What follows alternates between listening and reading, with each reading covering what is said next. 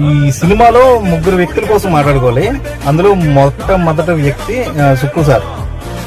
అతను సినిమాల్లో సుక్కు రైటింగ్స్ అని ఉంటాయి, సుక్కు టేకింగ్స్ ఈ సినిమా ద్వారా నాకు అనిపించింది. ఎందుకంటే ఎవ్రీ షాట్ అతను తీసిన విధానం అదిరిపోయింది అనమాట. అల్లు అర్జున్, నేను అతని ఫ్యాన్ కాదు, కానీ నిజంగా సినిమా కోసం ప్రాణం పెట్టేశాడు.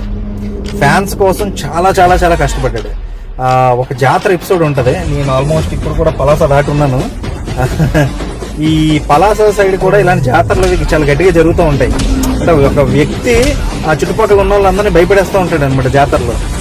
అవి మనం చూస్తూ ఉంటాం. సో నిజంగా అల్లు అర్జున్ తన కళ్ళు, తన వస్త్రం, వేషధారంతో అదగొచ్చాడు. షకావత్, హ్యాట్స్ ఆఫ్ గురువు గారు. మీరు నిజంగా మీరు ఉండడు బట్టే Pushpa, you are the hero. But Pushpa made you zero, అది వేరే విషయం, కానీ యు ఆర్ ద హీరో. చాలా మంది సినిమాకి స్టోరీ లేదంటున్నారు, అది సుకుమార్ గారు చెప్పేశారు స్టోరీ లేదని సినిమాకి. కొన్ని సినిమాలకు కథ కావాలి, కొన్ని సినిమాలకు కథనం కావాలి. ఆ కథనం ఈ సినిమాలో ఉంది. చివరి వరకు నేను సినిమా అయిపోయిందని లేచిపోయినా, సుకుమార్ గారు పేరు లాస్ట్ లో వేస్తున్నప్పుడు కూడా ఒక చిన్న ఎపిసోడ్ చూపిస్తారనమాట.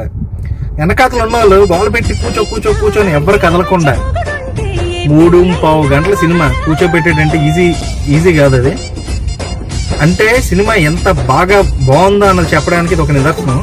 చూసిన వాడు ఖచ్చితంగా బాగుందని చెప్పారు. ఇన్ని జరిగిన తర్వాత బాలేదు సినిమా అన్నాం అనుకో,